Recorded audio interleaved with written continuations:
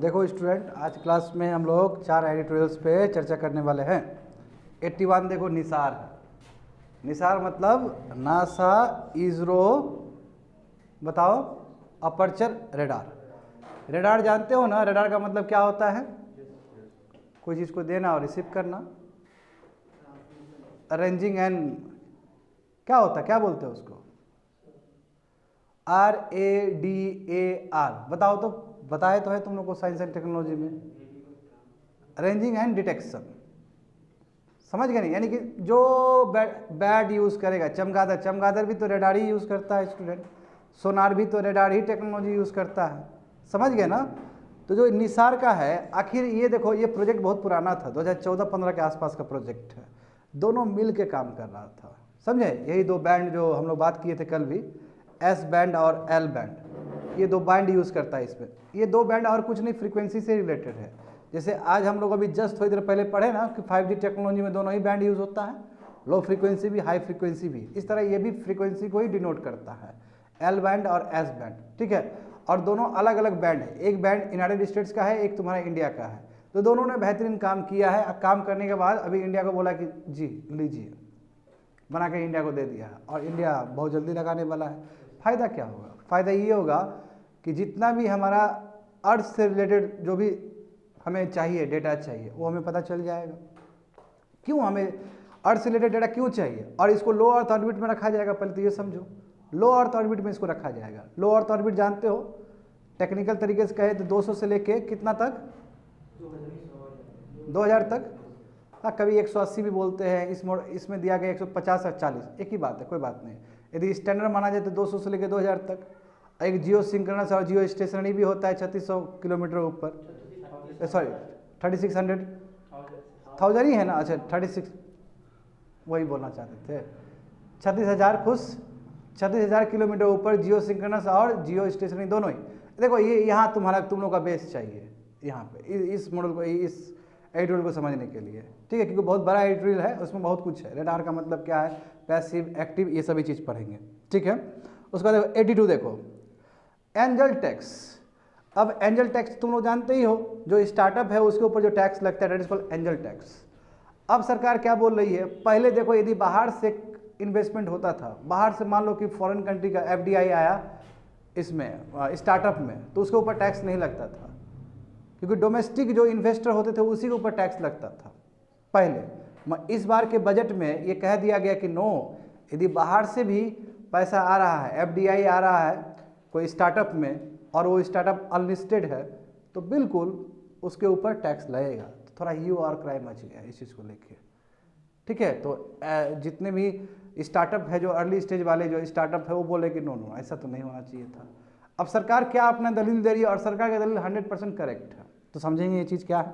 उसका देखो, ये देखो, इसको लेके ना पूरा वो UK में बहुत ही त्राहिमाम हो गया, वो ऋषि सुनक का लेके स्टॉप द बोट जो आ रहा है यहाँ से ना, दौड़ते हुए लीबिया से। देखो यहाँ पे देखो, ये लंदन है ना, ये UK दिख रहा है, ये इंग्लिश चैनल है, ठीक है? और तुम्हारा ये यहाँ पे नॉर्थ सी है, बीच में तुम्हारा एक स्ट्रेट है, यहाँ से लोग भर भर के जाते हैं बोट पे। जैसे लीबिया है, लीबिया से भी यहाँ से तो बहुत सारे लोग जाते हैं ना यहाँ पे। तो अब UK क्या बोल रहा है कि अब जो भी छोटा छोटा बोट में आ रहा है उसको हम डिपोर्ट कर देंगे, भगा देंगे, या थर्ड कंट्री में उसको डाल देंगे। तो इस चीज़ को लेकर बहुत ही क्रिटिसिज्म हो रहा है, और स्पेशली डेवलपिंग कंट्री क्रिटिसिज्म कर रहा है, और इंडिया भी करेगा। जब ये तुम्हारा रोहिंग्या को हम भगाए थे, तो उस समय तो बहुत ही तुम ममा सुकनी बन रहा था, और अब तुम्हारा बारी है, तुम भगा रहे थे कुछ नहीं। तो UNHRC उसने भी इस चीज़ का निंदा किया है। UK बहुत पहले से मत आए, UK चौधरी है, चौधरी, ठीक है? हर गलत काम करेगा वो, मगर जस्टिफिकेशन बढ़िया देगा। अब कोई दूसरा कंट्री थोड़ा सा भी गलत कर दे तो उसके ऊपर टीका टिप्पणी करने में सबसे आगे UK ही रहता है, यूनाइटेड किंगडम ही रहता है। वो भी समझेंगे हम लोग, ठीक है? तो क्या होगा फिर जो पॉलिसी है नॉन रिफॉल्वमेंट का?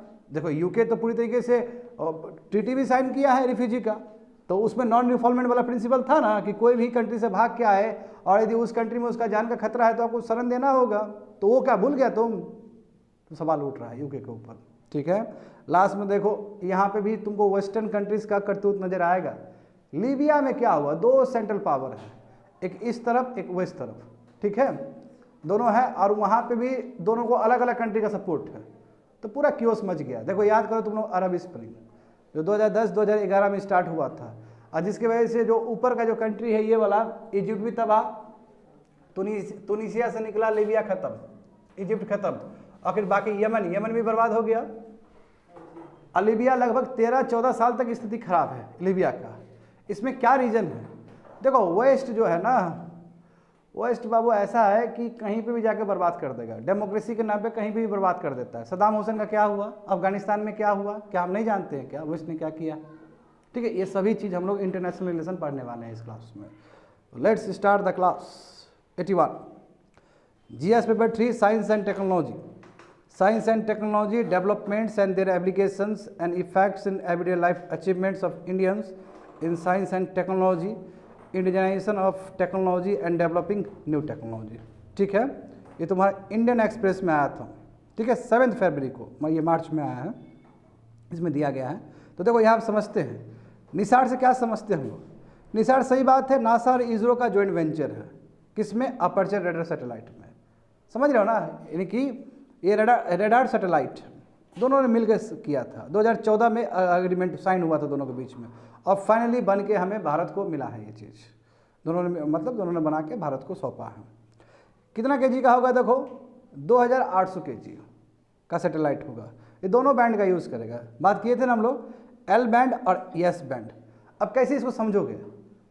एल बैंड और एस बैंड दोनों ही फ्रीक्वेंसी से ही रिलेटेड है इन टर्म्स, समझे ना? तो दोनों ही फ्रीक्वेंसी का जो बैंड है यूज़ किया जाएगा। समझ, वही बोला कि dual frequency image radar satellite है। देखो होता क्या है स्टूडेंट, सिंपल पहले मैकेनिज्म समझो रिमोट सेंसिंग का। रिमोट सेंसिंग सैटेलाइट तुम लोग जानते हो। रिमोट सेंसिंग सैटेलाइट का मतलब क्या है कि एक जगह पर प्लेस होगा, लो अर्थ ऑर्बिट में, कहीं पे भी हो सकता है। लो अर्थ ऑर्बिट में ज़्यादा प्लेस की जाती है रिमोट सेंसिंग सब। ऊपर भी किया जा सकता है, कोई हार्ड एंड फास्ट रूल नहीं कि लो अर्थ ऑर्बिट में ही होगा। लेट से हम एग्जांपल लेते हैं लो अर्थ ऑर्बिट, क्योंकि ये भी लो अर्थ ऑर्बिट में ही रखा जाएगा। इसको 400 किलोमीटर के आसपास रखा जाएगा, ठीक है ना? तो इसको रखा गया, और 400 किलोमीटर से याद आ रहा है मुझे इंटरनेशनल स्पेस स्टेशन भी 400 के आसपास ही रखा गया है, ठीक है। अब देखो ये इसको रखा जाएगा यहाँ पे, सैटेलाइट ये है। सैटेलाइट क्या करेगी? सैटेलाइट को दो तरीके से इमेज ले सकती है अर्थ का, बढ़िया समझो, दो तरीके से अर्थ का इमेज ले सकती है। एक तरीका क्या है? इलेक्ट्रोमैग्नेटिक वेव्स, जो सन से आ रहा है, सन से रेज आ रहा है ना, सन से बहुत रेज आता है जो हमें दिखता है, that is called visible radiations. और बहुत सारा तो हमको दिखता भी नहीं है, जैसे एक्सरे हमें नहीं दिखता है, गामा रेज हमें नहीं दिखता है, आता तो है ऊपर से। बात समझ रहे हो ना? तो सैटेलाइट देखो दो तरीके से इमेज ले सकता है अर्थ का। अब मान लो कि सैटेलाइट यदि सन के रेज से ले रहा है तो उस समय हम सैटेलाइट का जो सिस्टम है उसको हम बोलेंगे वो पैसिव सेंसर यूज कर रहा है। पैसिव सेंसर, पैसिव सेंसर का मतलब है कि जो सोर्स है वो एनर्जी का सोर्स है वो सन से आया है, उसके सोर्स से ये यूज करके इमेज को बना रहा है। अब इमेज बनता कैसे है? देखो कभी भी लाइट पड़ता है अर्थ पे तो दो तीन चीज होता है, लाइट एब्जॉर्ब हो जाना, रिफ्लेक्ट हो जाना, एल्बिडो होना। जैसे मान लो कि एग्जांपल हम लेते हैं यहाँ पे आइस का लेते हैं, हिमालयस का। हिमालयस पे सब जरा तुम्हारा एल्बिडो होगा, आएगा 90% रिफ्लेक्ट हो जाएगा, और जो तुम्हारा आइस न्यूली आइस है वो तो और ज़्यादा रिफ्लेक्ट करेगा। सिमिलरली ओशन में देखो तो ओशन में ज़्यादा एब्जॉर्ब करेगा। ओशन में लगभग 90 और 92% तुम्हारा एब्जॉर्ब कर लेता है, केवल 7-8% ही एब्जॉर्ब होता, बाहर जाता है, रिफ्लेक्ट होता है। तो ये भी हम समझ गए ना ये चीज़ कि एक तरह से ना अर्थ का एक तरह से ये प्रिंट है, मतलब फुटप्रिंट है। जैसे एग्जांपल देखो, एक तुमको यदि पहचानना होगा तो तुमको कैसे पहचान सकते हैं? तुम्हारा डीएनए से, हाथ का फिंगरप्रिंट से, तुम्हारा आइरिस से, बायोमेट्रिक से पहचान सकते हैं। अर्थ को पहचानना होगा तो अर्थ को कैसे पहचान सकते हो कि अर्थ कितना हीट को रेडिएट कर रहा है उस जगह को, एब्जॉर्ब कितना कर रहा है, कितना वो छोड़ रहा है। यानी कि एल्बिडो को देखते हुए हम अर्थ का फुटप्रिंट को पहचान सकते हैं। अब बिल्कुल यही चीज़ को यहाँ पे यूज़ किया जाएगा। तो बात समझो, दो तरीके से हो सकता है।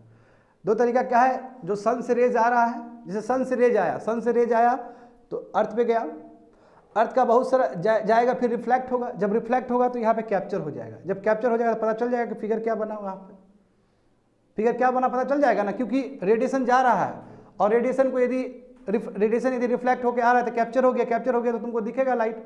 लाइट दिखने का मतलब क्या है कि तुमको इमेज दिखेगा। बात समझ में आ गया ना? बट ये वाला जो निसार है ये ऐसा नहीं है, इसमें एक्टिव सेंसर लगा हुआ है। देखो पहले ये समझो कि ये वाला में प्रॉब्लम क्या है। जो इलेक्ट्रोमैग्नेटिक रेडिएशन जो सन से यूज कर रहे हैं, जहां पे हम बोल रहे हैं कि पैसिव सेंसर है, इसमें लिमिटेशन यही है कि मान लो क्लाउड है, तो क्लाउड को उतना चीर नहीं सकता, मान लो चीर भी दिया तो उधर से आएगा तो उतना अच्छे से रिसीव नहीं कर पाएगा इसका एंटीना, जो एंटीना लगा हुआ है सैटेलाइट में, ठीक है। तो उसका एक सबसे बड़ा प्रॉब्लम होता है, ये प्रॉब्लम होता है कि हमको अर्थ का बहुत सारी चीज़ पता नहीं चल पाता, क्यों? क्योंकि डिस्टर्बेंस की वजह से, और रात को तो मिलेगा ही नहीं तुमको। हाँ, यदि तुम विजिबल लाइट नहीं दूसरा वाला लाइट में देखना चाहते हो तो फिर रात को मिल जाएगा तुमको, एक्स रेज में और गामा रेज में देखना चाहते हो तो फिर रात को भी मिल जाएगा तुमको, मगर कहीं ना कहीं पैसिव वाला जो तरीका है उसमें लिमिटेशन है। तो इसलिए इस टेक्नोलॉजी में क्या किया गया है स्टूडेंट, इस टेक्नोलॉजी में एक्टिव सेंसर का यूज़ किया गया है। एक्टिव सेंसर का मतलब क्या होता है, जो रेडार है वो खुद क्रिएट करेगा लाइट को, यानी कि खुद सिग्नल क्रिएट करेगा और वो सिग्नल अपना सिग्नल भेजेगा, और अपना वो सिग्नल बहुत पेनिट्रेटिंग होगा, उसको कोई दिक्कत नहीं, क्लाउड है कुछ है, कुछ कोई मतलब नहीं है, और नीचे जाएगा टकराएगा वहाँ से, वहाँ प्रॉपर्टी पता चल जाएगा और फिर रिफ्लेक्ट होगा, उस हिसाब से इमेज बनेगा और उस हिसाब से बेहतर काम होगा। तो ये तुम्हारा टेक्नोलॉजी इन्वॉल्व है इसमें, निसार में, समझ गए ना? वही चीज़ यहाँ पूरा जितना बोले वो सब चीज़ ये बताया गया है। देखते हैं यहाँ पे देखो, तो 2800 kg का सैटेलाइट है, दोनों बैंड यूज़ कर रहा है, एल बैंड भी एस बैंड भी, इसलिए हम कह सकते हैं कि ये dual frequency image radar satellite है, समझे ना? देखो नासा ने एल बैंड रडार दिया है जहाँ पे जीपीएस वगैरह सब यूज़ किया जाएगा, यानी कि डेटा को स्टोर कर लिया जाएगा, समझ गए? और इसरो ने एस बैंड को प्रोवाइड किया है। इसका मतलब जानते हो हमारा जियो सिंक्रोनस सैटेलाइट है, बाकी सब वो सब चीज़ से रिलेटेड होगा और डेटा प्रोसेसिंग होगा अच्छे से। तो दोनों एल बैंड और एस बैंड दोनों को यूज़ करके हम डेटा को प्रोसेसिंग करते हैं। क्यों डेटा? क्योंकि हमें अर्थ का जो फुटप्रिंट है उसको बेहतर जानना है। हम जितना देखो ना, जितना हम बेहतर जान पाएंगे उतना पहले ही हम प्रिडिक्ट कर पाएंगे कि यहाँ देखो भूकंप आने वाला है, यहाँ ग्लेशियर पिघलने वाला है, क्लाइमेट चेंज की वजह से ये दिक्कत हो गया। हाँ, ये हम ये भी पहचान लेंगे कि मिनरल्स कहाँ पे छुपा हुआ है, हम ये भी पहचान लेंगे, जो एक्सप्लोरेशन नहीं हो पा रहा वही पहचान सकते हैं हम लोग। बात समझ रहे हो? तो इससे क्या हो कि एक्सप्लोरेशन भी कहाँ पे ठीक ठीक एक्सप्लोरेशन करना वो सब इन्फॉर्मेशन हमें आ जाएगा। किया तो इसलिए जा रहा है ना, समझ गए ना? अभी बताएंगे। तो देखो यहाँ पे देखो एंटीना, देखो अनदर सबसे जो इंपॉर्टेंट चीज़ है इसका 39 फुट स्टेशनरी एंटीना रिफ्लेक्टर होगा, जो रिफ्लेक्ट करेगा जहाँ से, जैसे मान लो कि यहाँ पे आया, जैसे देखो यहाँ लाइट आया तो रिफ्लेक्ट करने के लिए होना चाहिए ना जी, रिफ्लेक्शन के लिए वो आया तो टकराएगा, वो तुम्हारा 39 फुट स्टेशनरी एंटीना रहेगा, ऊपर सैटेलाइट के ऊपर लगा रहेगा, ठीक है। और इसमें के जितने भी radar it will be use to focus the radar signals emitted and receive by the upward facing feed in the instrument structure, यानी कि जो भी सिग्नल जो नीचे से आ रहा है वो चला गया फिर रिसीव कर रहा है, तो ये पूरी तरीके से जो लगा रहेगा तुम्हारा एंटीना उस चीज़ को क्या करेगा, एब्जॉर्ब कर लेगा, ये उसको रिसीव कर लेगा। एब्जॉर्ब करने का मतलब ये कि वहाँ पे इमेज बन जाएगा और जो तुमको चाहिए वो तुमको प्राप्त हो जाएगा, ठीक है। ये हो गया। अब इसमें फिगर देख सकते हो स्टूडेंट, जो हम बार बार बोल रहे हैं, देखो ऊपर एंटीना लगा हुआ है ना, देख रहे हो? उसमें एल बैंड एस बैंड बोला गया है, देख लेना इस इसको, ठीक है। आगे देखो, हाँ अभी तक स्टूडेंट वही यहाँ पे भी बोला गया, अभी तक हम लोग पैसिव ऑप्टिकल इमेजेस से हम फैमिलियर थे। पैसिव मतलब जहाँ पे इलेक्ट्रोमैग्नेटिक वेव्स को यूज़ किया जा रहा है, यानी कि सनलाइट यूज़ किया जा रहा है, बट अभी तक हम लोग एक्टिव से इन्वॉल्व नहीं थे, हम पैसिव से ही पैसिव से ही हम फैमिलियर थे। तो वही यहाँ पे बोला जा रहा है कि इस तरह पहले भी बहुत सारा हुआ, जैसे यूरोपियन स्पेस का जो सेंटिनल-2 जो सीरीज था वो भी तुम्हारा पैसिव ऑप्टिकल इमेजेस ही था, समझ रहे हो ना? पैसिव ऑप्टिकल इमेज मतलब जो इलेक्ट्रोमैग्नेटिक रेडिएशन से यूज़ किया गया, अपना सोर्स ऑफ एनर्जी नहीं है उसका, ठीक है। और ऐसा बहुत सारा है। तो वही बोल रहा है, जैसे एग्जांपल देखो यूएस जियोलॉजिकल जो सर्वे हुआ था, लैंडसैट जो सैटेलाइट था, या फिर नासा का मॉडरेट रेजुलेशन वाला जो तुम्हारा है ना स्पेक्ट्रोरियोमीटर था, उस सब में तुम्हारा पैसिव तरीका को ही यूज़ किया गया है। बट जो ये होगा सिंथेटिक अपर्चर रेडार, ये क्या है, एक्टिव डेटा कलेक्शन होंगे इसमें। इसका वही है कि जो सेंसर होगा वो अपना ही एनर्जी क्रिएट करेगा, लिखा है ना वहाँ पे, देखो तो एनर्जी प्रोड्यूस ओन एनर्जी, और ये बेहतर होगा, अर्थ से इंटरेक्ट करेगा और रिफ्लेक्ट होगा और एंटीना उसको कैप्चर कर लेगा और इमेज बन जाएगा। इसका फ़ायदा क्या है कि जो चीज़ तुम्हारा पैसिव से नहीं हो पा रहा था, क्योंकि पैसिव की वजह से दिक्कत हो रहा था, क्लाउड की वजह से, नाइट की वजह से और भी रीजन की वजह से, वो कारण से इसमें कोई इम्पैक्ट नहीं पड़ने वाला है, ठीक है। वही चीज़ लिखा गया है, ठीक है। ऑप्टिकल इमेजरी बिल्कुल फोटोग्राफ की तरह है, वही दिया गया है, वो इतना इंपॉर्टेंट नहीं है। आगे देखो रिमोट सेंसिंग, हम जानते हैं रिमोट सेंसिंग का मतलब क्या है कि बिना टच किए हुए इन्फॉर्मेशन जान लेना, वही तो कर रहे हैं हम लोग। यहाँ पे भी सैटेलाइट ऊपर है और से टच भी नहीं किया, बस लाइट गया, लाइट से रिफ्लेक्ट हुआ और हम जान लिए कि क्या उसका इमेज है, ठीक है। तो अर्थ और other planetary bodies are observe भाया रिमोट सेंसर। रिमोट सेंसर से हम सब जान सकते हैं, ठीक है, क्या है नहीं है। और जो भी लाइट जो रिफ्लेक्ट हुआ है और जो इमिट हुआ है उसके आधार पे हम इमेज बना सकते हैं और उस आधार पे हम लोग तय कर सकते हैं कि इसका इमेज ये है, ऐसा है, वहाँ पे एक्सप्लोरेशन हो सकता है, नहीं हो सकता, उस बेसिस पे हम काम कर सकते हैं। देखो रिमोट सेंसर जो कि ग्लोबल पर्सपेक्टिव है, तो मतलब पूरा दुनिया के बारे में बता सकता है, तुमको अच्छे से बता सकता है, ठीक है, और उस हिसाब से हम तैयार हो सकते हैं। और देखो इसका फ़ायदा ये होगा कि क्लाइमेट चेंज की वजह से कितना क्षति हो रहा है वो भी पता चल जाएगा हमको, ट्रू डेटा आ जाएगा हमारे पास, समझ गए ना। आगे देखो स्टूडेंट, याद करो उस सब चीज़ को। देखो यहाँ पे इसलिए लिख दिया गया कि लेट अस रिकैप्चुलाइज वेरियस ऑर्बिट्स। याद है ना तुम लोग को, देखो यहाँ पे लिखा गया कि 160 से लेकर 2000 किलोमीटर तक का लो अर्थ ऑर्बिट होता है, तो तुम लोग वही एब्सोल्यूट टर्म में 200 याद कर लो, कोई दिक्कत नहीं है ना। मीडियम अर्थ ऑर्बिट देखो 2000 से लेकर 3500 के आसपास होगा, और ऊपर जानते हो कि जो 36,000 है तुम्हारा, सॉरी 2000 से लेकर 36,000 तक, 36,000 थोड़ा कम, और तुम्हारा 36,000 या उससे ऊपर होगा वो हाई अर्थ ऑर्बिट होगा, समझ गए ना। यहाँ पे देखो ये जो प्लेस किया जाएगा, अनडाउटली ये प्लेस कहाँ पे किया जाएगा, ये रडार वाला जो अभी बात कर रहे थे वो लो अर्थ ऑर्बिट में प्लेस किया जाएगा। हम जानते हैं कि 36,000 किलोमीटर ऊपर जाएंगे तो हमको दोनों ऑर्बिट मिलेगा, जियो स्टेशनरी भी मिलेगा और जियो सिंक्रोनस भी मिलेगा। अब मैं ये इस बात पे बिल्कुल यहाँ पे चर्चा नहीं करना चाहूँगा कि जियो स्टेशनरी और जियो सिंक्रोनस क्या होता है, समझ गए ना, वही चीज़ वहाँ पर लिखा गया है स्टूडेंट, ठीक है, सब कुछ लिखा गया है। आगे बढ़ जाओ।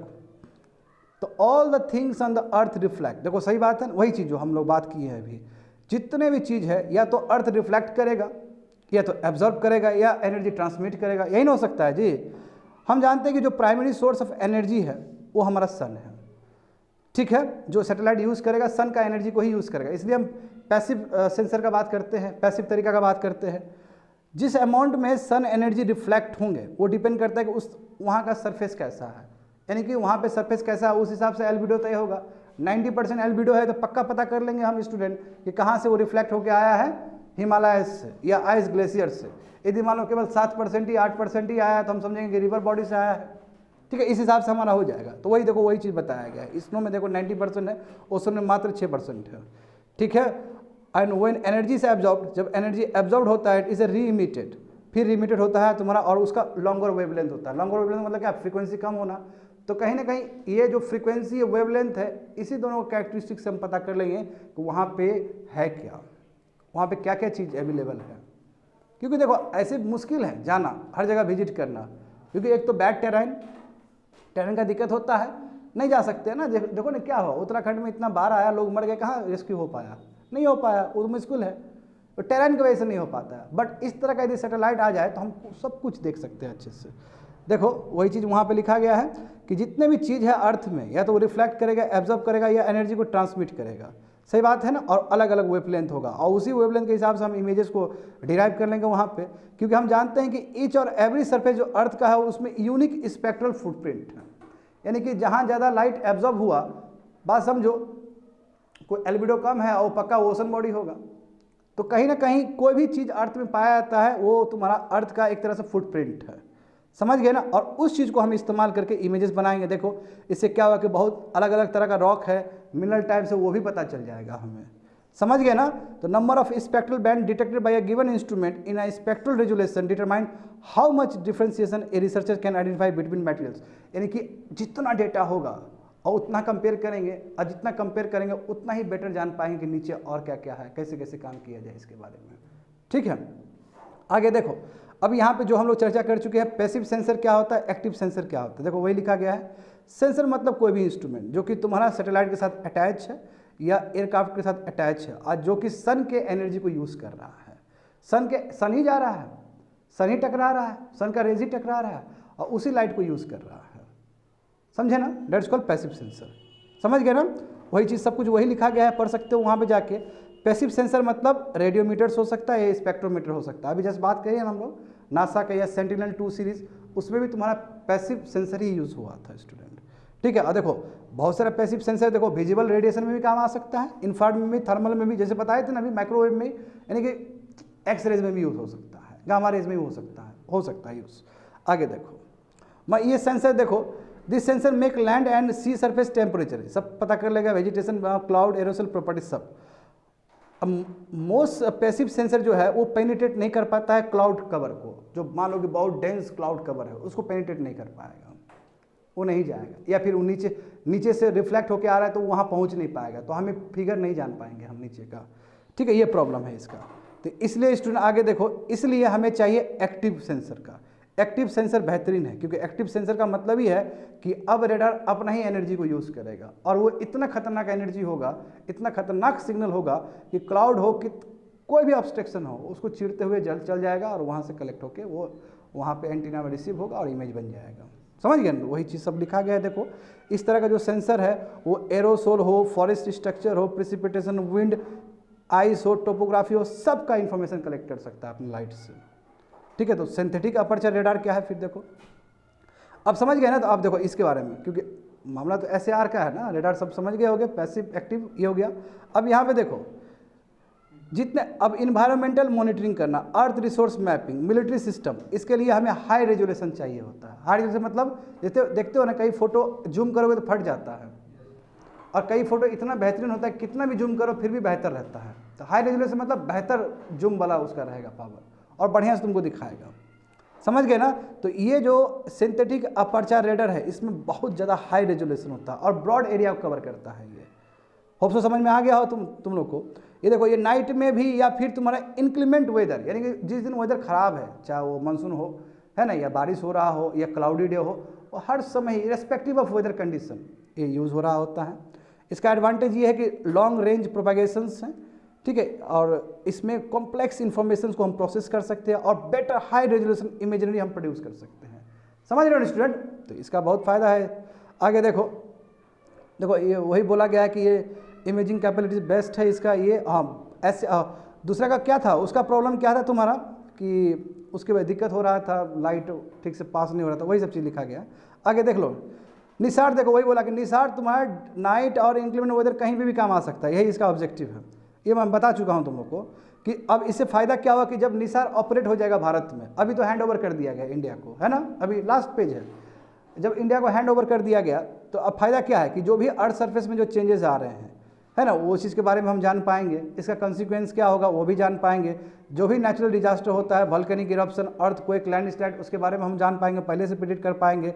ग्राउंड वाटर लेवल को देख पाएंगे, ठीक है, ग्लेशियर किस तरह सूख रहा है, कितना कम हो रहा है, ज़्यादा, सब कुछ जान लेंगे हम लोग। Agriculture region total everything will know, और कार्बन एक्सचेंज कितना फॉरेस्ट है नहीं है वो सब भी हम लोग जान लेंगे बढ़िया से।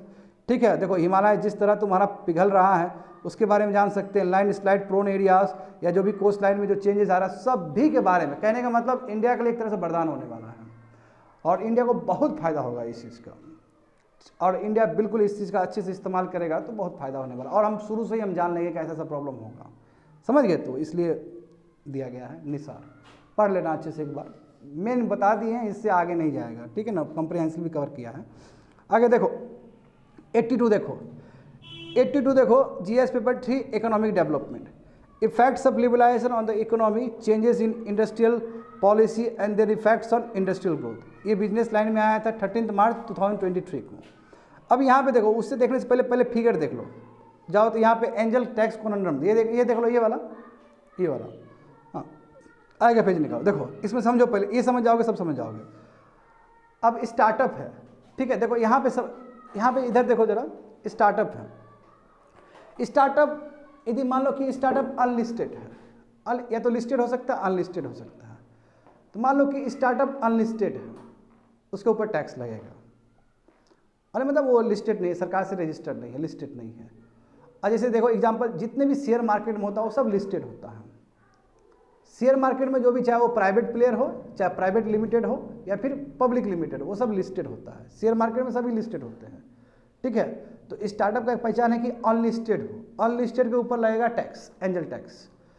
मान लो कि कोई स्टार्टअप है और वो तुम्हारा department for promotion of industry और इंटरनल ट्रेड, जो हमारा DPIIT जो हमारे पास डिपार्टमेंट है, उसके साथ यदि रजिस्टर कर लिया है, उसके साथ यदि रजिस्ट्रेशन हो गया है स्टार्टअप का, तो उसके ऊपर एंजल टैक्स नहीं लगेगा, उसके ऊपर एंजल टैक्स नहीं लगेगा। मगर जितने भी स्टार्टअप है जो अनलिस्टेड है उसके ऊपर एंजल टैक्स लगेगा। समझ में आ गया ना? एंजल टैक्स अभी समझ गए, वन काइंड ऑफ टैक्स है। मैं बताऊंगा क्या टैक्स होता है। एंजल मतलब शुरुआत का, कोई भी स्टार्टअप में चाहिए होता है शुरुआत का, क्लोज रिलेटिव से चाहिए होता है, फंड चाहिए होता है आगे बढ़ने के लिए, है ना। दो तरह का इन्वेस्टमेंट होता है, एक एंजल इन्वेस्टमेंट और एक तुम्हारा वेंचर इन्वेस्टमेंट। एंजल इन्वेस्टमेंट जो क्लोज रिलेटिव के पास से आए, नज़दीक से आए, दैट्स कॉल्ड एंजल इन्वेस्टमेंट। यदि मान लो कि हम स्टार्टअप कोई खोले हैं और यहाँ से पैसा आ रहा है, तो ये जो दे रहा है और कुछ ज़्यादा दे दे तो टैक्स तो लगेगा इसके ऊपर, क्योंकि कमाने के लिए ही तो दे रहा है ना वो, उसके ऊपर टैक्स लगेगा। पहले क्या था देखो, 2023 से पहले, यानी कि इस बार जो बजट, बढ़िया सुनो बाबू, कुछ समझ में नहीं आएगा नहीं तो, बजट पास होने से पहले का स्थिति ये था कि यदि इंडिया में कोई डोमेस्टिक एंजल इन्वेस्टर है, लेट्स से स्टार्टअप में, उसके ऊपर टैक्स लगेगा। वहाँ बाहर से कोई यदि इन्वेस्टमेंट आ रहा है तो उसके ऊपर टैक्स नहीं लगेगा। ये इस बजट से पास होने से पहले का ये क्रम है। हाँ, इसमें एक ये भी छूट था कि कोई स्टार्टअप यदि अनलिस्टेड है तो उसके ऊपर टैक्स तो लगेगा। मगर कोई स्टार्टअप यदि DPIIT जो डिपार्टमेंट बोले हैं उससे यदि रजिस्टर हो गया तो उसके ऊपर टैक्स नहीं लगेगा, उसको छूट है, क्योंकि उसका पता चल जाएगा सरकार को कितना आ रहा है नहीं आ रहा है, वो सरकार देख लेगी। इसका मतलब वो ईमानदार स्टार्टअप है। बात समझ में आ गया ना? तो अब स्टार्टअप वर्क कैसे करता है ये फिगर देखो। लेट्स से फेस वैल्यू है तुम्हारा एक शेयर का 100 रुपया, ठीक है, 100 रुपया है, ये फेस वैल्यू है, यानी कि 100 रुपया क्या है, और हम मार्केट वैल्यू कितना बोल रहे हैं, 10,000 का, लेट्स है ना, कोई 10,000 का, क्योंकि हमारा इतना ग्रोथ हो सकता है 10,000 का फेस वैल्यू, मतलब हम इतना के हैं, और हमारा कीमत कितना हो सकता है मार्केट में 10,000। तो अब 10,000 का तुमने फेयर मार्केट वैल्यू कह दिया, मगर हो क्या रहा है, बात समझो, हो क्या रहा है कि अब जानते हो स्टार्टअप इतना खतरनाक चीज़ है कि आज खोले 10 दिन में ही हम बहुत ऊपर जा सकते हैं। तो आपका जो फेयर मार्केट वैल्यू है 10,000, उसके हिसाब से ही ना आपका इन्वेस्टमेंट होना चाहिए एंजल इन्वेस्टर के द्वारा। बात समझ में आ रहा है? देखो देखो यहाँ पे समझो, जैसे नहीं समझ में आएगा इधर देखो, इधर देखो, यहाँ पे देखो 100 रुपीज़ का तुम्हारा वो है, 100 रुपीज़ का फेस वैल्यू एक शेयर का, उसका मार्केट वैल्यू कितना हुआ तुम्हारा 10,000 का हुआ, ठीक है, 10,000 का मार्केट वैल्यू हुआ। तो जब 10,000 का मार्केट वैल्यू हुआ और कोई जो इन्वेस्टर है वो 10,000 को ना समझ के 1 लाख का समझ रहा है और ज़्यादा इन्वेस्ट कर रहा है, तो गलत बात है ना। मार्केट वैल्यू तो 10,000 ही था, 1 लाख क्यों दे रहे हो तुम? 1 लाख दे रहे हो इसलिए हो सकता है कि तुम्हारा ब्लैक मनी हो वो। जैसे एग्जांपल समझो, एक छोटा सा एग्जांपल लेते हैं, एक फादर और उसका सन का लेते हैं।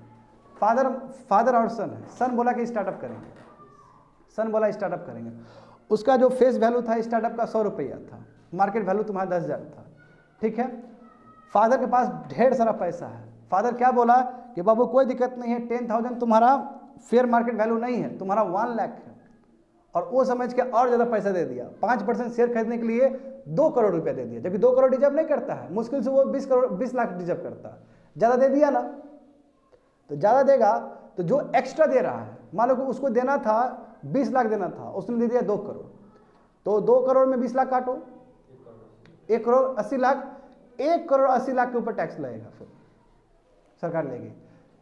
ये इसलिए किया गया है कि क्योंकि जानबूझ के इस तरह का धांधलीबाजी होता है कंट्री में। क्यों? स्टार्टअप को सपोर्ट कर रहे हैं, बट स्टार्टअप को सपोर्ट करिए, बट स्टार्टअप को जो सपोर्ट करिए वो मार्केट वैल्यू के हिसाब सपोर्ट करिए ना, उसका रेंज आप बढ़ा के क्यों सपोर्ट कर रहे हैं उसको। हाँ, मगर इसका दूसरा पक्ष ये भी हो सकता है कि कई बार रियल इन्वेस्टर भी होते हैं, रियल इन्वेस्टर का हमेशा लगा रहता है दिमाग कि भले ही ये तुम्हारा फेस मार्केट अभी 10,000 का है, ये 50,000 हो सकता है 2 दिन में ही। देखो बैजू का क्या हुआ, अनअकैडमी का क्या हुआ, पेटीएम का क्या हुआ, बढ़ा कि नहीं बढ़ा होती जिससे, तो वो अपना दलील है। मगर सरकार को पता है कि अनअकाउंटेड जो मनी है, वो अनअकाउंटेड मनी यानी कि जो ब्लैक मनी है एक तरह से, जिसके ऊपर टैक्स नहीं दे रहा है, और ये कहीं ना कहीं स्टार्टअप में मोबालाइज होकर ये लीगल करेंसी क्रिएट हो रहा है। तो ये चीज़ को समझते हुए सरकार ने बोला कि ठीक है बाबू, अभी भी DPIIT वाला जो भी था प्रोविजन, कि यदि उससे तुम रजिस्टर कर लिया तो एंजल टैक्स तुम पे नहीं लगेगा, मगर तुम अनलिस्टेड हो तो डोमेस्टिक वाला तो पहले से लग ही रहा था, मगर अब कोई बाहर से यदि इन्वेस्टमेंट करेगा फॉरेन कंट्री से, FDI लाएगा तो उसके ऊपर भी लगेगा। इसलिए ह्यू एंड क्राइम मच गया, क्योंकि अभी तक बाहर से पैसा जो आता था उसके ऊपर टैक्स नहीं लगता था, एंजल टैक्स नहीं लगता। अब ये बोला है कि यदि ज़्यादा दिया, जैसे अभी 1 करोड़ 80 बोले हो ना, तो 1 करोड़ 80 लाख जो लगेगा टैक्स, वो कॉर्पोरेशन टैक्स के हिसाब से लगेगा। जाओ आप 35% ले लेंगे हम तुम्हारा, 30-35% ले लेंगे आराम से। तो इसलिए थोड़ा सा दिक्कत हुआ है। समझ में आया? बेस समझ में आया तुम लोग को? किस लिए समझ में आया? आगे देखो, फर्स्ट पेज जाओ, फर्स्ट पेज देखो एंजल टैक्स समझो। एंजल टैक्स मतलब वो टैक्स है जो कि अनलिस्टेड कंपनीज के ऊपर लगता है, ठीक है। इसे tax levied on capital raise by, जो कैपिटल रेज करता है अनलिस्टेड कंपनी, उसके ऊपर लगता है, ठीक है। ये हो गया एंजल टैक्स।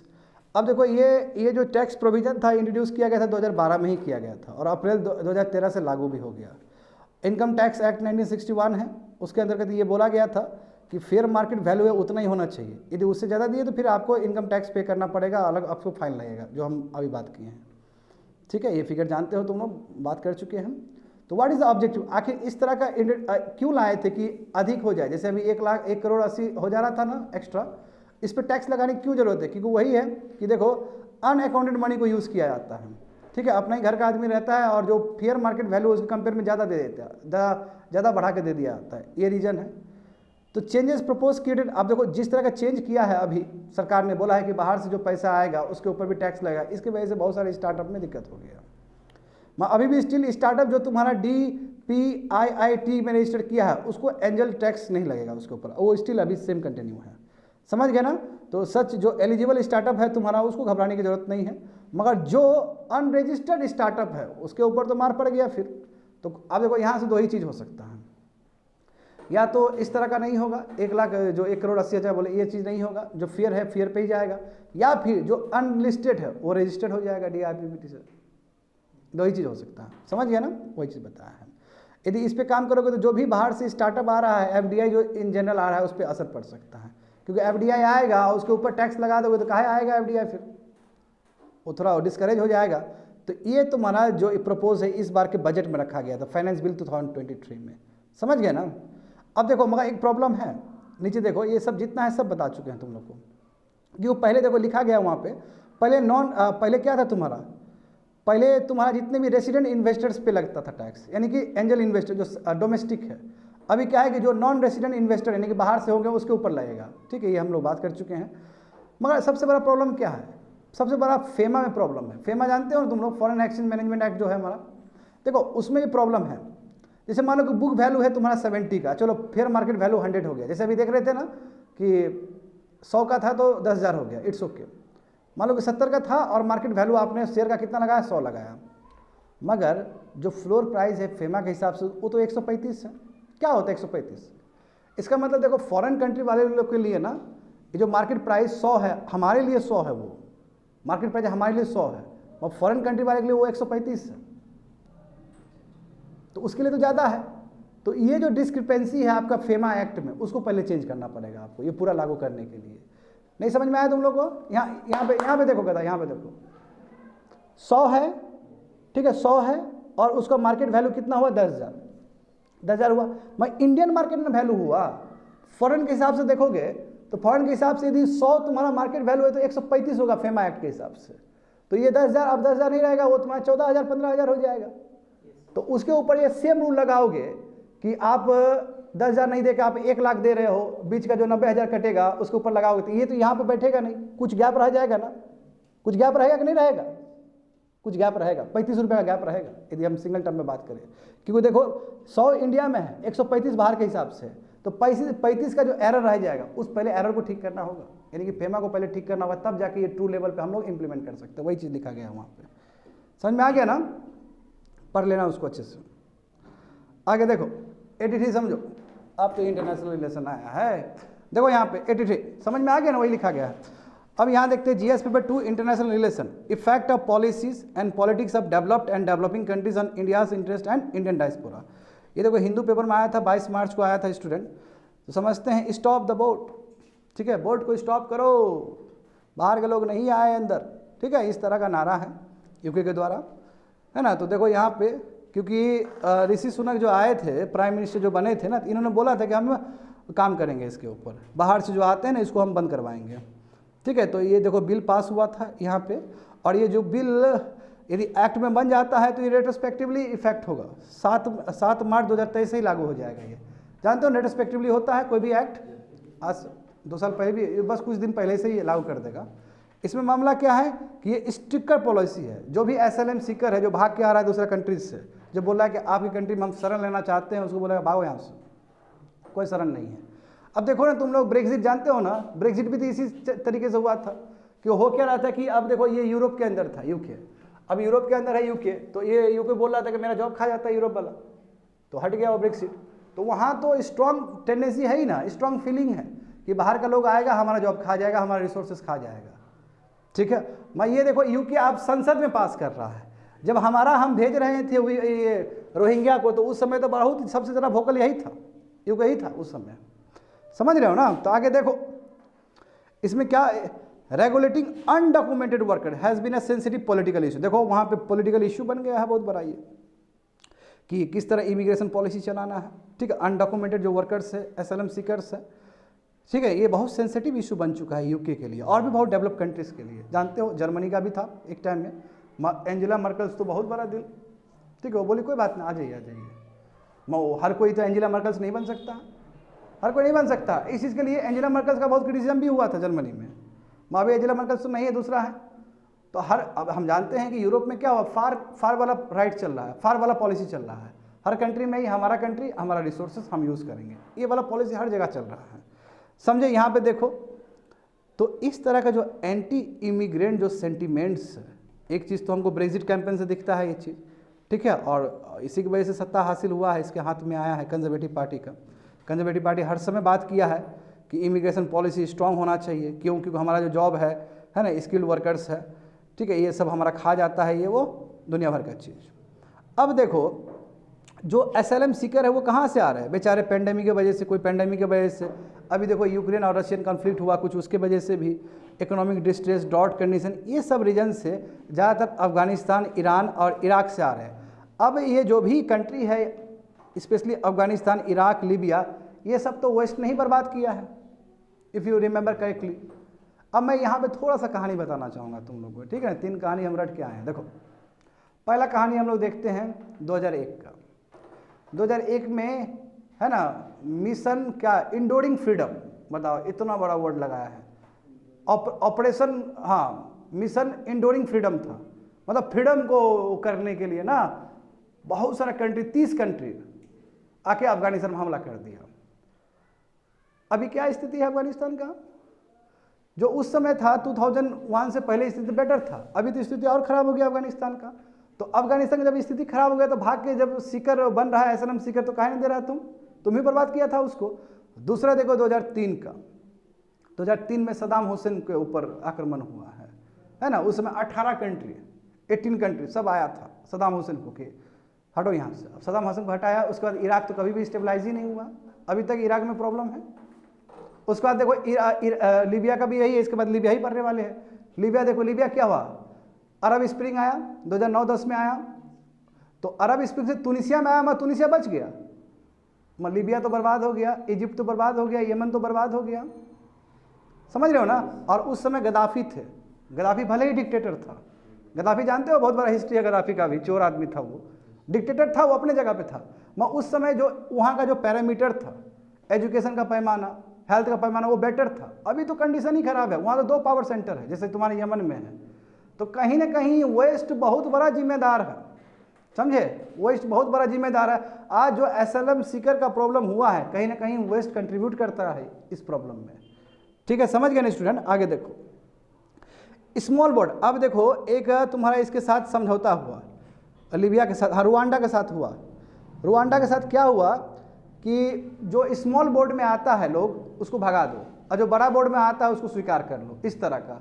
तो इस तरह का जब एग्रीमेंट हुआ और ये इंटरनेशनल फोरम में पहुंचा, तो बहुत कड़ी निंदा हुआ कि जो स्मॉल बोर्ड में आया उसको लौटा दो और जो बड़ा बोर्ड में आया उसको स्वीकार कर लो। ये कौन सा पॉलिसी हुआ, तो इस चीज़ को लेकर भी प्रॉब्लम हुआ है। अभी एग्जाम्पल समझो कि स्मॉल बोर्ड में लगभग 45% टोटल एसाइलम सीकर्स लोग आए हैं 2012 में, लगभग 30 कह सकते हो कि 90,000 लोग आए हैं। कहाँ से आए, Albania, Afghanistan, Iran, Iraq, Syria से आए हैं, ये सब समझ रहे हो ना। तो ये सब आंकड़ा दिया गया, उतना इंपॉर्टेंट आंकड़ा नहीं है, बट यही समझो कि एसाइलम सीकर का प्रॉब्लम तो है, बहुत ज़्यादा प्रॉब्लम है।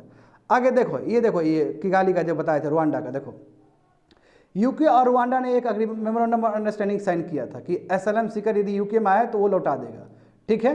और देखो इस चीज़ को लेके पूरा क्रिटिसाइज हुआ है यूएनएचआरसी में, जानते हो यूनाइटेड नेशन ह्यूमन राइट्स का जो कमीशंस है, वो क्रिटिसाइज किया कि ये गलत बात है, इस तरह नहीं होना चाहिए।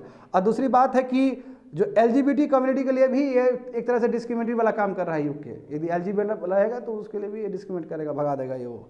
हाँ, जो बच्चे लोग रहेंगे, जो आदमी नहीं मूव कर सकता, ऐसे लोग को शरण दे सकते हैं, मगर जो आदमी मूव कर सकता है, जिसका शरीर ठीक है, उसको भगा देगा ये लोग, ठीक है। और सेम चीज़ यहाँ पे ऑस्ट्रेलिया में भी यही हुआ था। ऑस्ट्रेलिया में जो नरू से और पपुआ न्यू गिनी से जो लोग आ रहे थे, उसको भी इसी तरह भगाया जा रहा था, समझ गए ना। तो उस पर भी बात हुआ है। देखो तो ये बिल में वही बोले हैं तुम्हारा ये बिल में होम सेक्रेटरी जो क्या बोला है कि वो क्या करेगा, उसको डिटेन कर लेगा। दूसरी बात है कि तुमको बेल भी नहीं मिलने वाला है। यदि किसी को डिटेन कर लिए, ना बेल मिलेगा ना ही जुडिशियल रिव्यू का तुम्हारा मिलेगा वहाँ प्रोविजंस, और 28 दिन तक तुमको डिपोर्ट करके रखा जा सकता है। ठीक है, तो यानी कोई ह्यूमन राइट्स का बात नहीं है यहाँ पे, समझिए। हाँ, मगर वो माइग्रेंट जो माइनर्स होंगे, मेडिकली अनफिट हो गए, उसको थोड़ा रहने के लिए दिया जाएगा, उसको नहीं भगाया जाएगा। ठीक है, ये सभी चीज़ है। ठीक है, ज़्यादातर वही अफगानिस्तान से, यूक्रेन से एंड सो ऑन, इसे थोड़ा हांगकांग से, यहाँ से आ रहे हैं लोग सब। अब देखो साहब, इस चीज़ को लेकर क्रिटिसिज्म हुआ UNHRC में। ठीक है, तो वही बोला कि अब ब्रिटेन तो तुम्हारा 1951 का जो रिफ्यूजी वाला जो था ट्रीटी, वो तो साइन किया है, उसमें नॉन रिफॉल्मेंट वाला प्रिंसिपल है, कॉन्सेप्ट ऑफ नॉन रिफॉल्मेंट है। और नॉन रिफॉल्मेंट का मतलब क्या है, वो आइडिया कि जहाँ पे ये समझा जाता है कि आखिर रिफ्यूजी तो रिफ्यूजी ऐसे तो नहीं बना, उसके कंट्री में दिक्कत है, यदि उस अपने कंट्री में रहेगा तो मर जाएगा। तो जब ऐसा स्थिति में कोई कंट्री अपना कंट्री छोड़ के आता है तो उसको शरण देना चाहिए। That is called principle of non refoulement. ठीक है, मगर देखो अब सबसे तुम हार गए हो तो तुमको लगेगा कि चलो ठीक है, यूके का जुडिशरी सिस्टम बहुत स्ट्रांग है, सही बात है ना। यूके का जुडिशरी सिस्टम भी क्या बोला है, देखो यूके का जो हाई कोर्ट है उसने क्या बोला है कि रुवांडा जो डिपोर्टेशन प्लान है, इसे कोई ह्यूमन राइट्स कन्वेंशन का कोई वायलेट नहीं होता है, भगा दो, कोई दिक्कत नहीं है। What is this? High court जब इस तरह का फैसला सुना रहा है, जबकि हाई कोर्ट जानते हो जब इंडिया का जब हुआ था रोहिंग्या इशू, तो हाई कोर्ट ने क्या बोला था? हाई कोर्ट ने बहुत पॉजिटिव बोला था कि इन लोगों का भी ह्यूमन राइट्स है, इन लोगों का भी फंडामेंटल राइट्स है। तो हमारा देखो सुप्रीम कोर्ट यहाँ पे, तो देखो यूके देखता है ना, यूके का कितना चेहरा है, बात समझ में आ रहा है ना। यही सब चीज़ यहाँ पे लिखा गया है स्टूडेंट। लास्ट देख लो, लीबिया, सेम चीज़ है। देखो, effects of policies and politics of developed and developing countries on India's interest and Indian diaspora. समझ गए ना, ये 6 मार्च को आया था स्टूडेंट। देखो वो पढ़ाते पढ़ाते इसका लीबिया का भी तो बात समझ ही गए थे। फिगर देख लो, फिगर में जल्दी समझ में आ जाएगा तुम लोग को। लीबिया देखो 2 पावर सेंटर, ठीक है, एक त्रिपोली है, एक तुम्हारा तोब्रुक है। ठीक है, अब त्रिपोली में देखो किसका सरकार है, GNA का, इसका तुम्हारा होर है। ठीक है, यानी कि 2 अलग अलग आइडियोलॉजी है। अब जो त्रिपोली में जो शासन है वो मुस्लिम ब्रदरहुड को फॉलो करता है, यानी कि मुस्लिम लोग बहुत अच्छे होते हैं, मुस्लिम के बीच में वो होना चाहिए, सद्भावना होना चाहिए, ये वाला प्रिंसिपल्स आइडियोलॉजी से चलता है लोग। ठीक है, और इसमें देखो, इसमें कौन है, वहाँ का आर्मी, लोकल मिलिशिया सब है। और इसको किसको सपोर्ट मिला है, कौन सा कंट्री को? टर्की और कतार को मिला। कतार सपोर्ट किया है ये वाला ब्लॉक को, त्रिपोली वाला ब्लॉक को। ठीक है ना।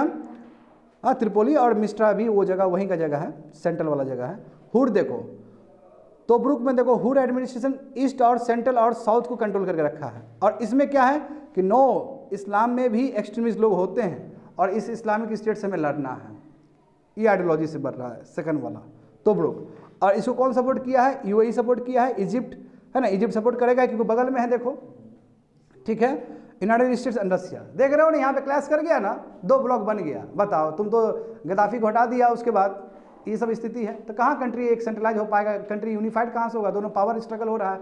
और इतना ही नहीं स्टूडेंट, ये तो हद ही हो गया, छोड़ो ही। देख रहा है ना, 2 ब्लॉक में डिवाइड है ना कंट्री, सब कंट्री अलग अलग कंट्री ब्लॉक डिवाइड है। मगर इतना ये लोग बेकार है ये लोग कि जब कुछ इंगेजमेंट करना है, ये लोग को एक्सचेंज करना है, ट्रेड करना है, तो UAE जो कि तुम्हारा तुब्रुक ब्लॉक में है वो जाकर तुम्हारा त्रिपोली में चला जाता है। और त्रिपोली का बहुत सारा कंट्री तुम्हारा इस ब्लॉक में चला जाता है अपने फ़ायदे के लिए, अपने ट्रेड के लिए, अपने कॉमर्स के लिए। तो ये लोग का कहाँ अपना आइडियोलॉजी सही है? ये लोग बस बैठा है वो कंट्री को डिस्टेबलाइज करने के लिए। ठीक है, वही चीज़ यहाँ पे लिखा गया पूरा उसमें। तो ऊपर देख लो, देखो जानते हो कि लीबिया अभी 12 साल मना रहा है। क्यों? क्योंकि गद्दाफी ठीक 12 साल पहले यहाँ से हटा था। गद्दाफी को हटाया था तो बहुत खुश था लोग सब, मगर गद्दाफी के टाइम में थोड़ा ज़्यादा बेटर था, एजुकेशन बेटर था, हेल्थ बेटर था, और भी बहुत सारे पैरामीटर बहुत बेटर थे। अभी तो स्थिति और ख़राब हो गया। देखो 2014 के बाद लीबिया में 2 पावर सेंटर हो गया। अभी जस्ट बात की हम लोग government of national accord GNA और हाउस ऑफ रिप्रेजेंटेटिव HOR, जो अलग अलग सेंटर में क्रिएट करके बैठा है ना, समझ गए ना। जो वही त्रिपोली तुम्हारा नॉर्थ वेस्ट ऑफ कंट्री को कंट्रोल करता है, जिसमें त्रिपोली और मिस्त्रा भी आता है। और जो तोब्रुक है वो तुम्हारा ईस्ट और साउथ को और थोड़ा सेंट्रल पार्ट को कवर करता है। ठीक है स्टूडेंट, आगे देखो UAE बैक्ट किया है कौन? देखो इजिप्ट बैक्ट द होर इन तोब्रुक। अब देखो इसमें तुमको बताने की कोई ज़रूरत नहीं है मुझे, इसमें सिंपल समझो, ये याद करोगे तो कोई फ़ायदा नहीं है। जैसे मैंने कहा ना, अपने डील के लिए, अपने ट्रेड और कॉमर्स के लिए ये ब्लॉक उस ब्लॉक से जा रहा है, ये ब्लॉक इधर जा रहा है, ये ऐसे पूछेगा कभी नहीं। मैं इतना समझो कि ये लोग भी अपने आइडियोलॉजी पर टिका नहीं है। एक क्या बोला कि मुस्लिम ब्रदरहुड का बात कर रहा है, एक क्या बोला कि मुस्लिम ब्रदरहुड कोई नहीं, उसका एंटी है। क्योंकि इस्लाम में इस्लाम में भी रेडिकल होते हैं, एक्सट्रीमिस्ट होते हैं, और इस्लामिक स्टेट से हमें लड़ना है। जब ये दो आइडियोलॉजी डिवाइड हो गया और बहुत सारे कंट्री सपोर्ट भी कर रहा है, तो फिर क्रॉस करने की क्या जरूरत है। और ये टोटल 2 पेज में जो बताया गया क्रॉस किया, वो सब चीज़ बताया गया उसमें, ठीक है। तो वो नहीं भी बताएंगे चलेगा, वो कोई इंपॉर्टेंट नहीं है तुम लोग के लिए। समझ गए ना, समझ में आ गया ना, ये चीज़ है सब। उसका देखो लास्ट देखो, सिचुएशन बिकम हाईली कॉम्प्लेक्स। देखो सिचुएशन बहुत कॉम्प्लेक्स हो गया वहाँ पे, है ना, नाइटमेयर है एक तरह से उसके लिए, है ना। जो पहले ही बेटर था, अभी तो और स्थिति खराब हो गया। That's it.